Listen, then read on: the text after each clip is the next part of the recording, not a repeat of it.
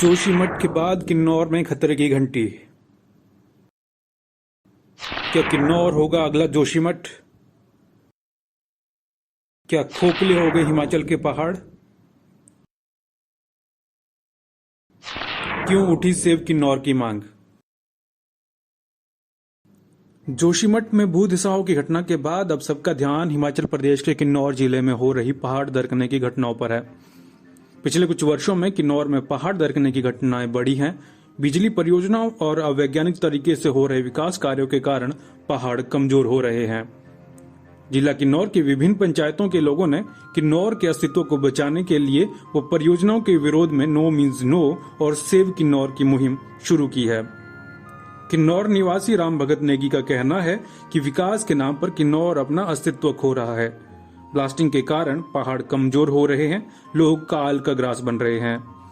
विद्युत परियोजनाओं के निर्माण के लिए पहाड़ों का सीना छलनी कर दिया गया है, जिससे पहाड़ खोखले हो चुके हैं।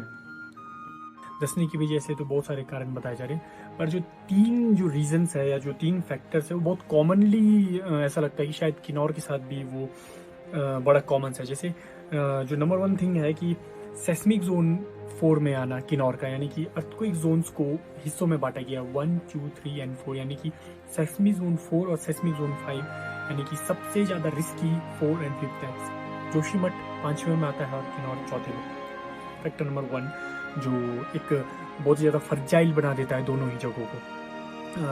क्वेश्चन जो पॉइंट नंबर 2 है अनप्लान ड्रेनेज सिस्टम, जो वहां पर भी बताया जा रहा है सेम कंडीशन किन्नौर के अंदर भी है।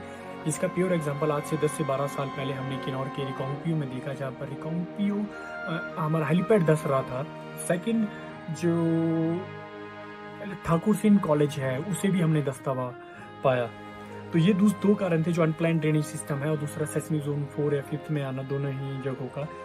जो तीसरा कारण जो हमें बहुत स्ट्रांगली समझ आता है और बहुत कॉमन है दोनों ही जगहों में, वो bumper to bumper hydro electric project की कंस्ट्रक्शन और उन कंस्ट्रक्शन के द्वारा टनल्स का निर्माण करना, चाहे वो ब्लास्टिंग के द्वारा किया जाए या चाहे किसी और द्वारा किया जाए।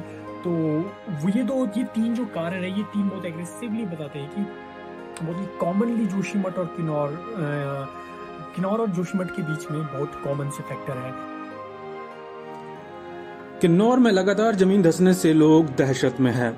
जमीन धंसने से जहां लोगों के सेब के बागीचों को नुकसान हो रहा है, पहाड़ी पर बने घरों पर भी खतरा बना हुआ है। लोगों का कहना है कि पिछले कुछ वर्षों में यहाँ की जमीन कई फीट तक धंस चुकी है। इस कारण पहाड़ों से चट्टाने गिरने का खतरा बना हुआ है। पहाड़ धंसने के कारण हुए हादसों में अब तक कई लोगों की जान भी जा चुकी है, वहीं करोड़ों का नुकसान हर साल हो रहा है। किन्नौर के टापरी, उरनी, मलिंग व खदूरा आदि स्थानों पर समय पर भूस्खलन होता आ रहा है। उरनी में हाल ही में भूस्खलन की घटना सामने आई थी। वहीं 2007 में नाथवा गांव के ऊपर शिलती और रित्ते पहाड़ियां अचानक दरकने लग गई थी। समय पर अन्य स्थानों पर भी भूस्खलन होता रहा है। सवाल यह है कि हिमाचल प्रदेश या उत्तराखंड में इतनी ज्यादा भूस्खलन, फ्लैश फ्लड और पहाड़ों के दरकने की और गिरने की घटनाएं क्यों बढ़ रही हैं? इसके पीछे क्या वजह है? क्या इंसानी गतिविधियों की वजह से ऐसा हो रहा है? इसके पीछे बड़ी वजह है पारिस्थिति के अनुसार संवेदनशील हिमालयी इलाकों में इंसानों की गतिविधियों का बढ़ना। हिमाचल और उत्तराखंड के पहाड़ उम्र के हिसाब से युवा हैं, ये अभी मजबूत हो रहे हैं। ऐसे में इन पर हो रहे विकास कार्यों की वजह से दरारें पड़ती है, टूट फूट होती है, जिससे पहाड़ों का भार संतुलन बिगड़ता है।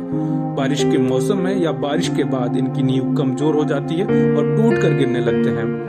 हाइड्रो पावर प्रोजेक्ट्स, सुरंगों और सड़कों के निर्माण के लिए तेज विस्फोट, ड्रिलिंग आदि से पैदा होने वाली कंपन इन पहाड़ों की ऊपरी सतह और पत्थरों को हिला देती है। ऐसे में पहाड़ों और यहाँ पर बसने वाले लोग कहाँ जाएं? क्या इन्हें फिर से विस्थापित कर दिया जाएगा? क्या सरकार इस मुद्दे पर गंभीर है? इन सब मुद्दों पर कुछ भी कहना अभी जल्दबाजी होगी, लेकिन अगर जल्दी नहीं संभले तो हालात भयावह हो सकते हैं।